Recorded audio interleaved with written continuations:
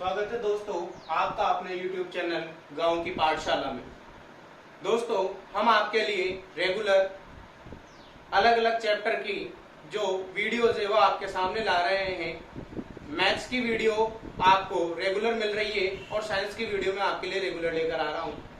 आपको पता है कि जो हमने पिछली क्लासें पढ़ी उनमें हम antigen, antibody, blood group, RS factor उनके बारे में पढ़ चुके हैं। हम पता लगा चुके हैं कि जो ब्लड ग्रुप होता है पॉजिटिव नेगेटिव किस बेस पर होता है, कितने प्रतिशत व्यक्ति पॉजिटिव होते हैं, कितने प्रतिशत नेगेटिव होते हैं। अब उसी क्रम में आज हमारा अगला टॉपिक है, उसके बारे में हम पढ़ेंगे। ये टॉपिक बहुत ही इंपॉर्टेंट टॉपिक माना जाता है क्योंकि हर बार जो बोर्ड के जो एग्जाम होते हैं उनमें एक क्वेश्चन इसमें से जरूर आता है। तो आज का जो हमारा टॉपिक है फ्रेंड्स वो है गर्भ रक्ताणु कोरकता यानी इरिथ्रोब्लास्टोसिस फिटेलिस। तो आइए हम स्टार्ट करते हैं कि इसके अंदर होता क्या है, ये प्रोसेस क्या है। तो देखिए फ्रेंड्स कि जो इरिथ्रोब्लास्टोसिस फिटेलिस यानी गर्भ रक्ताणु कोरकता होती है उसमें क्या होता है कि जब गर्भ अवस्था होती है यानी जो प्रेगनेंसी की जो स्टेज होती है उसमें क्या होता है कि जो माता होती है आरएच नेगेटिव से मतलब है कि जो माता का क्या है ब्लड ग्रुप क्या है आरएच नेगेटिव प्रकार का है। और जो गर्भस्थ शिशु यानी प्रेगनेंसी की ड्यूरिंग जो शिशु होता है यानी जो बेबी होता है वो क्या होता है आरएस पॉजिटिव यानी उसका ब्लड ग्रुप क्या होगा आरएस पॉजिटिव होगा। तो क्या होगा जब माता का ग्रुप क्या होगा आरएस नेगेटिव और जो बेबी है उसका रुधिर क्या होगा यानी ब्लड क्या होगा आरएस पॉजिटिव होगा। तो वो क्या होंगे दोनों ब्लड ग्रुप क्या होंगे जब आपस में मिलेंगे तो क्या होगा, इसको अच्छे से समझिएगा देखना। जब आरएस नेगेटिव माता और आरएस पॉजिटिव बेबी यानी शिशु इनका जब रुधिर आपस में यानी ब्लड जब आपस में मिलता है तो क्या होता है कि जो आरएच एंटीजन के अगेंस्ट क्या होता है आरएच एंटीबॉडी डेवलप हो जाती है यानी आरएच जो एंटीजन है उसके अगेंस्ट यानी उसके विपरीत आरएच एंटीबॉडी बनने लग जाती है।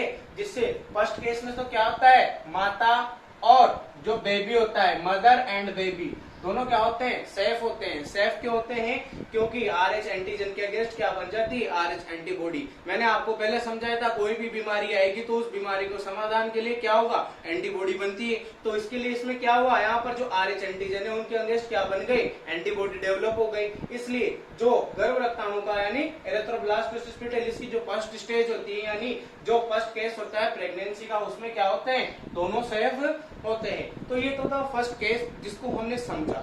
अब आइए हम इसका सेकंड केस डिस्कस करते हैं कि जो सेकंड केस ऑफ प्रेगनेंसी होगा उसमें क्या होगा। तो देखिए फ्रेंड्स जब सेकंड केस ऑफ प्रेगनेंसी आता है यानी दूसरी अवस्था आती है प्रेगनेंसी की तो उसमें अगर जो बेबी है यानी जो शिशु है वो क्या होगा आरएस पॉजिटिव होता है यानी कैसा होता है आरएस पॉजिटिव यानी उसका ब्लड ग्रुप क्या होगा आरएस पॉजिटिव होगा। तो क्या हो जाती है कॉम्प्लेक्सिटी उत्पन्न हो जाती है यानी माता आरएस नेगेटिव और बेबी क्या हो जाता है आरएस पॉजिटिव। तो क्या हो जाती है एक तरीके की जटिलता, हिंदी में बोले तो क्या उत्पन्न हो जाती है जटिलता उत्पन्न हो जाती है, कॉम्प्लेक्सिटी उत्पन्न हो जाती है। जिससे क्या होगा कि जो फर्स्ट केस में जो आरएच एंटीबॉडी बनी थी, देखना यहाँ पर एंटीजन की बात नहीं कर रहे हैं एंटीबॉडी की बात कर रहे हैं। कौन सी फर्स्ट केस में दोनों सेफ थे उसमें क्या हुआ था एंटीजन के अगेंस्ट क्या बनी थी एंटीबॉडी। अब जब सेकंड केस में आए तो क्या हुआ है यहाँ पर ऑलरेडी क्या बनी हुई है एंटीबॉडी बनी हुई है। क्या बनी हुई है एंटीबॉडी। तो जो फर्स्ट केस में जो ये एंटीबॉडी बनती है ना वो क्या करती है जो बेबी होता है यानी जो शिशु होता है उसके जो दूसरे केस में जो आरएच एंटीजन बनते हैं क्या बनते हैं आरएच एंटीजन बनते हैं उससे क्या करता है रिएक्ट करता है यानी क्रिया करने लग जाते हैं। यानी शरीर के अंदर ऑलरेडी फर्स्ट केस के बाद जो एंटीबॉडी उसमें डेवलप हो चुकी है बनी हुई है। अब सेकंड केस में क्या होगा जो बच्चा पॉजिटिव होगा तो एंटीजन दूसरे आएंगे तो एंटीबॉडी एंटीजन के अगेंस्ट क्या करने लग जाएगी रिएक्ट करने लग जाएगी क्रिया करने लग जाएगी। तो जब क्रिया करती है तो जिससे क्या हो जाता है ब्लड क्लॉट हो जाता है यानी एंटीबॉडी अंदर है बाहर से नया एंटीजन आया है। देखो ऐसा क्यों हुआ इसको समझना। एंटीबॉडी ऑलरेडी अंदर है, एंटीजन बाहर से आया है तो अंदर वाले एंटीबॉडी को थोड़ी पता है कि बाहर से किस टाइप का एंटीजन आया है। अब जब दोनों अलग अलग होंगे तो दोनों में क्या होगा लड़ाई होगी स्वाभाविक है। पर्टिकुलर जैसे एक एरिया डिसाइड होता है, जैसे आपने शहर देखे होंगे उनका क्या होता है एरिया डिसाइड होता है। अब मान लो नया शहर उसके इलाके में आ जाता है या उसके जो एरिया में आ जाता है तो क्या होती है दोनों में लड़ाई होती है। ऐसे एंटीजन एंटीबॉडी है, जो एंटीबॉडी पहले से अंदर अपने अंदर है यानी जो डिस्कस कर रहे हैं हम सेकंड केस ऑफ प्रेगनेंसी। तो जो एंटीबॉडी है वो अंदर ऑलरेडी है। अब एंटीजन बाहर से आएगा तो क्या होगा, एंटीबॉडी उसके अगेंस्ट क्या करेगी, रिएक्ट करेगी। अब जब दोनों आपस में लड़ेंगे, उन्होंने रिएक्ट किया तो क्या हुआ, ब्लड क्लॉट हो गया, यानी ब्लड की क्या हो जाती है, क्लॉटिंग हो जाती है, जिससे क्या होती है, जो आरबीसी होती है, रेड ब्लड सेल्स यानी लाल रुधिर कणिका है, वो क्या हो जाती है, डिस्ट्रॉय हो जाती है, यानी खत्म हो जाती है, जिससे क्या होता है, जो बेबी की है ना डेथ हो जाती है। क्या हो जाती है, डेथ यानी मृत्यु हो जाती है। और यदि इस केस में अगर बच भी जाता है बच्चा कैसे ना कैसे, यानी जो बेबी होता है वो बच भी जाता है, तो क्या होगा, हेपेटाइटिस जो डिजीज होती है वो उसको हो जाती है और वो उससे ग्रसित रहता है।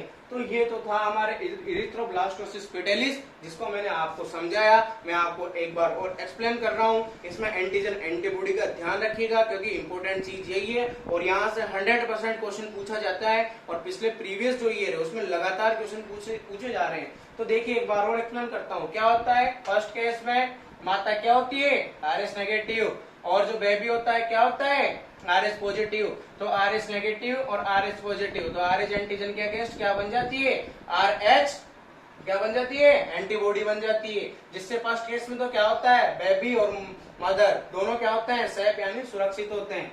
पर जब सेकंड केस आता है तो क्या होता है कि जो बेबी होता है अगर आरएस पॉजिटिव होता है तो क्या उत्पन्न हो जाती है, कॉम्प्लेक्सिटी। कॉम्प्लेक्सिटी यानी जटिलता क्यों उत्पन्न हुई, क्योंकि ऑलरेडी शरीर के अंदर क्या बनी हुई है, एंटीबॉडी। और जब बाहर से कोई एंटीजन आता है तो वो क्या करेगा, अगेंस्ट रिएक्शन करेगा और रिएक्शन करके क्या कर देगा, ब्लड क्लॉट करेगा। और जब ब्लड क्लॉट हो जाएगा तो क्या होगा, आरबीसी क्या हो जाएगी, डिस्ट्रॉय हो जाएगी यानी नष्ट हो जाएगी, जिससे क्या हो सकती है, बेबी की डेथ हो सकती है। और अगर डेथ नहीं होती तो क्या होगी, जो हेपेटाइटिस जो डिजीज होती है उससे ग्रसित होता है। तो मैंने आपको ये एक्सप्लेन कर दिया है कि इरिथ्रोब्लास्टोसिस फिटेलिस क्या होता है। अब हम इसके सॉल्यूशन के बारे में पढ़ते हैं कि अगर मान ली ऐसी समस्या आ जाती है तो इसका सॉल्यूशन क्या होगा और इसको किस प्रकार से सोल्व किया जा सकता है। तो देखिए फ्रेंड्स कि यदि अगर इरिथ्रोब्लास्टोसिस फिटेलिस जैसी कंडीशन आती है तो क्या होता है, जो मदर होती है उसको फर्स्ट केस ऑफ प्रेगनेंसी यानी जो पहली गर्भ अवस्था होती है उसके जो प्रेगनेंसी के बाद क्या किया जाता है, 24 घंटों के अंदर 24 आवर में क्या किया जाता है, मदर को एक इंजेक्शन लगाया जाता है यानी इम्यूनोग्लोबिन जी, इसका क्या लगाया जाता है, टीका लगाया जाता है, जो क्या करता है, ये जो आरएच जो एंटीजन होते हैं और उनको क्या कर देता है, ये नष्ट कर देता है, जिससे जो आरएच एंटीबॉडी होती है उसके अंदर डेवलप रहती है और डेथ नहीं होती है। अब देखिए फ्रेंड्स इसके सॉल्यूशन के बारे में तो हमने पढ़ ही लिया, और इसका एक सॉल्यूशन और होता है कि जो बच्चा होता है यानी जो बेबी होता है उसका क्या कर दिया जाता है कि जो ब्लड होता है ना उसको चेंज कर दिया जाता है। किस प्रोसेस के थ्रू, ब्लड ट्रांसफ्यूजन के थ्रू। इसके बारे में मैंने आपको कल बताया कि ब्लड ट्रांसफ्यूजन क्या होता है कि पर्टिकुलर एक व्यक्ति से दूसरे व्यक्ति में जो ब्लड होता है उसका ट्रांसफर करना यानी एक दूसरे को चढ़ाना, ये प्रोसेस क्या कहलाती है, ब्लड ट्रांसफ्यूजन कहलाती है। तो इस प्रोसेस के द्वारा इस इरिथ्रोब्लास्टोसिस फिटेलिस का सॉल्यूशन निकाला जाता है। आज की क्लास में हम बस इतना ही पढ़ेंगे, बाकी अगली क्लास में पढ़ेंगे।